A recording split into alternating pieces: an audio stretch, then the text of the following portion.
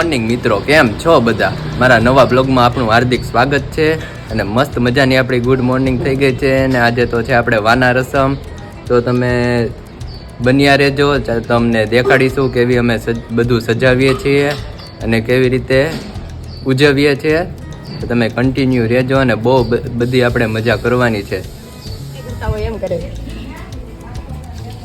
Ready, હાલો. તો આપણું કામ અહીંયા 50% કમ્પ્લીટ થઈ ગયું છે અને હવે વિશાલ તરફનું જે 50% કામ બાકી રહ્યું છે હવે આપણે ડ્રાય કરીને મોકલાવી દઈએ. એટલે એ લોકો આપણે અંતરપટના થાપા લઈ લીધા છે, બાપુજીના અને બાબુના. ને આ બાજુ પાયલના સાસુ ને સસરાના થાપા લેવામાં આવશે. જોઈ શકો છો તમે, બહુ મસ્ત રીતે આખું ડેકોરેટ કરીને આશીષભાઈ આપણને મોકલ્યું છે. બહુ મસ્ત કર્યું છે. ગાયના દાન ને તુલસીના દાન, કન્યાદાન, સોનાના દાન, બધું બહુ મસ્ત કર્યું છે. મેઇન જે આખા અંતરપટનું હાર્દ છે, એક તો આ થાપા અને એક અમારા બેયનો આ ફોટો. સગાઈનો ફોટો આ છે ને, બહુ મસ્ત રીતે ઓલું કર્યું, ડ્રો કર્યો છે ખરેખર. અને આવી આ તો મેઇન કે જે મારે ચોલીની જેવી ડિઝાઇન હતી ને, સેમ એવું બહુ મસ્ત કર્યું છે. ને અહીંયા પાયલ તારા સાસુ સસરા ના આવશે ને? ઈ આપણે આ સૂકવી હજી જો આ લીલું હોય એટલે આને પેક આપણે ન કરી શકીએ. અચ્છા, આ સુકાઈ જાય પછી પેક થઈ જાય એમ ને? એટલે આને આપણે હવે ડ્રાય થવા મૂકી દઈએ ક્યાંક સારી જગ્યાએ, અથવા ઉપર આપણે અગાસી ઉપર આને સૂકવી દઈએ. તડકો હોય ત્યાં હોય ને આરામથી સુકાઈ જાય. પછી આપણે પેક કરીને તો છાપ ન પડે. તો આનું આપણે આ કરવાનું મહત્વ શું? આપણે જ્યારે જવતલ હોમીએ ને, તમે ભાઈ બધા, હા ભાઈઓ જવતલ હોમે, આડો પટ્ટો રાખવાનો હોય ને ઈયા. હા, અચ્છા, જવતલ ઓમે ને ઓલો આડો પટ્ટો રાખે પગ પાસે, ત્યારે એને આ રાખે એમ ને? અચ્છા, તો હવે ચાલો આને સૂકવી દે ફટાફટ. ઓકે. ને અહીંયા અમારી ગુલાબની પાખડી તોડીને રેડી થઈ ગઈ છે વાના રસમ માટે. અને અહીંયા આપણે વ્હાઈટ ફૂલ પણ લઈ લીધા છે, ગલગોટો પણ, યલો ફૂલ પણ લઈ લીધા છે.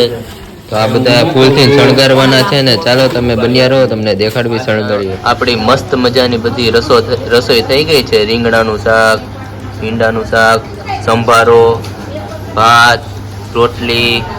શું ભાઈ, રસોઈ તમે બનાવી લાગે છે, બહુ મસ્ત લાગે છે. હા, મમ્મીએ બનાવી, અમે બધું શાક કાપી દીધું, બાબુએ, હા, બધાય મળીને રસોઈ બહુ મસ્ત બનાવી છે, ટેસ્ટી બનાવી છે એકદમ.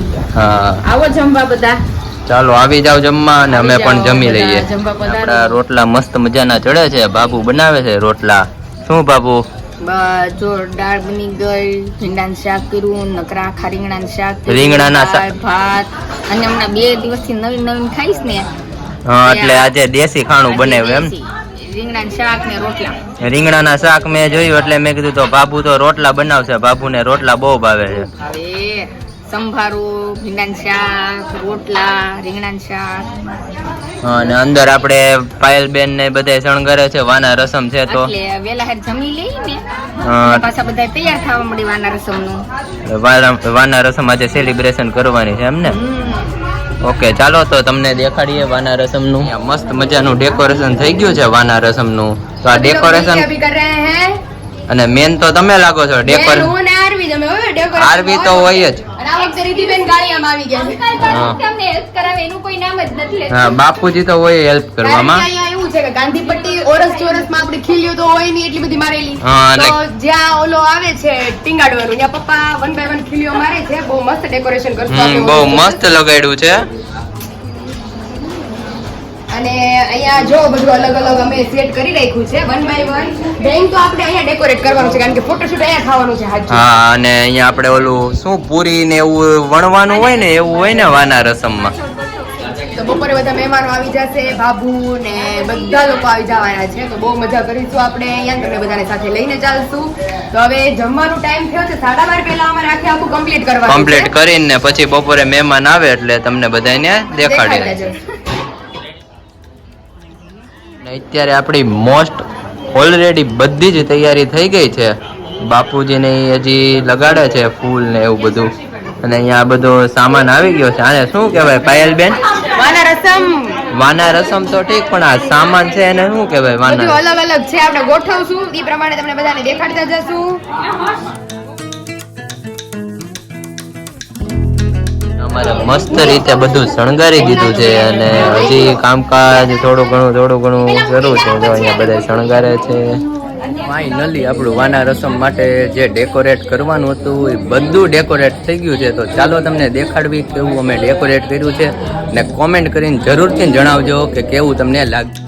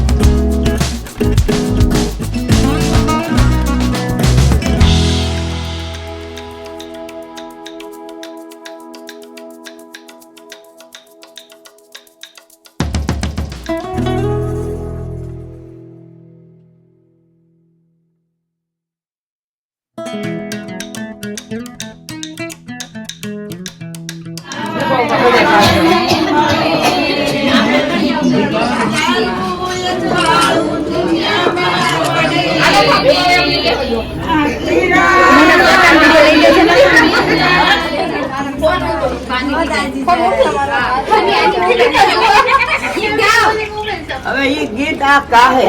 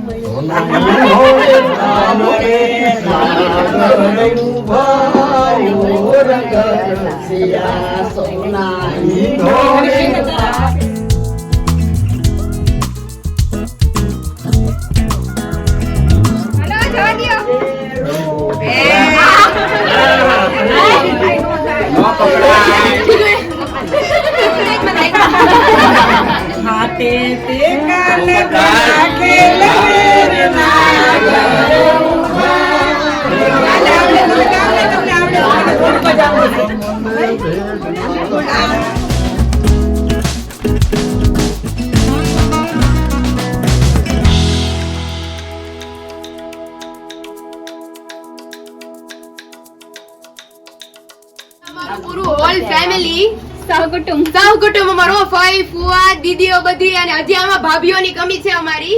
એ બધાથી તમને હું મંડપ મુહૂર્તમાં અને એમાં તમને બધાની મુલાકાત કરાવીશ. જય માતાજી. जय माताजी. अब यार ये है हमारी पूरी कजिन की टीम. बड़े छोटे उससे छोटे उससे छोटे और उससे छोटे और उससे छोटे. तो अभी और भी कजिन हमारे आने वाले हैं 3, वो भी बाकी है. तो अभी बाबा और बहुत बाबा। सारी की सारी टीम को भी हम आपको बाबा। मंडप मुहूर्त के टाइम मिलवाएंगे सही ब्राइडमेड्स को। फाइनली अभी हमारी वाना रस्म शुरू है, जो कि वो आगे आगे क्लिप में आप सबने देखा ही होगा कि 1 बाय 1 सभी ने इतनी ज्यादा धूम मस्ती एंजॉय की है कि सभी के गले में बैठ गए हैं चिल्ला चिल्ला के। अभी सीधा आपको कल सांझे के टाइम हम दिखाने वाले हैं और बहुत ज्यादा एंजॉय करेंगे आप सभी मेरे एज और आगे आगे भी हर्ष के ब्लॉग में आप सभी को बहुत ज्यादा मजा आने वाला है। पूरी होल फैमिली आपको इधर देखने को मिलेगी। तो कैसी लगी आपको वाना रस्म? बहुत मस्त लगी। तो और अभी पूरी मेहमानों की टोली आप देखिए यहाँ पे बैठी हुई है। सभी ने बहुत ज्यादा एंजॉय किया है और बहुत मजा किया है। नीचे आप देख सकते हैं हाल क्या हो गया है, बेहाल। और आप कमेंट करना कि कैसा लगा आपको हमारी वाना रस्म।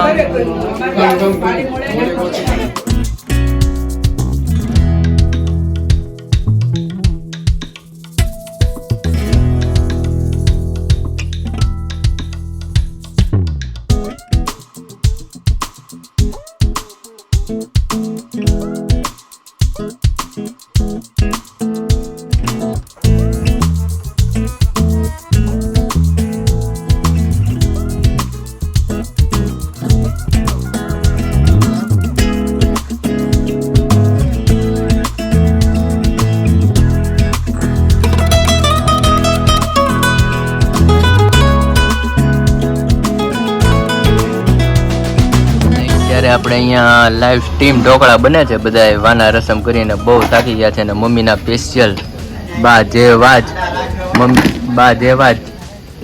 મમ્મી ઢોકળા બને. હા, તો આટલા બધા આખું તપેલું ભરીને છે અને બધે બનાવવાના છે. અને જોવા ચડી રહ્યા છે ઢોકળા.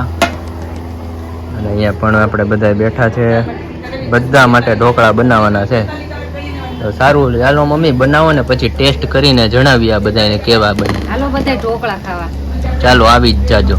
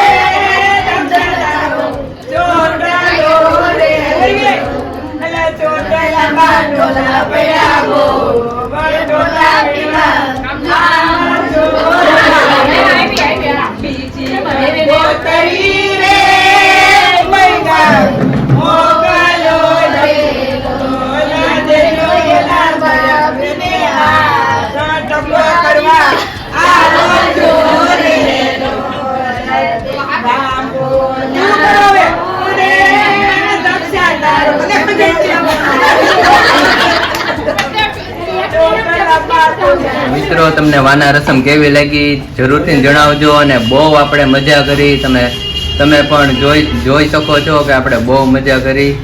અને આપણે વાળ કપાવવા અત્યારે આવ્યા છીએ, બેનના લગ્ન 2 દિવસની જ વાર છે, તો વાળ કપાવીને ફેશિયલ કરાવીએ. અને તમે જરૂરથી કમેન્ટ કરજો કે તમને વાના રસમ કેવી લાગી. ને આપણે બહુ જ મજા કરી.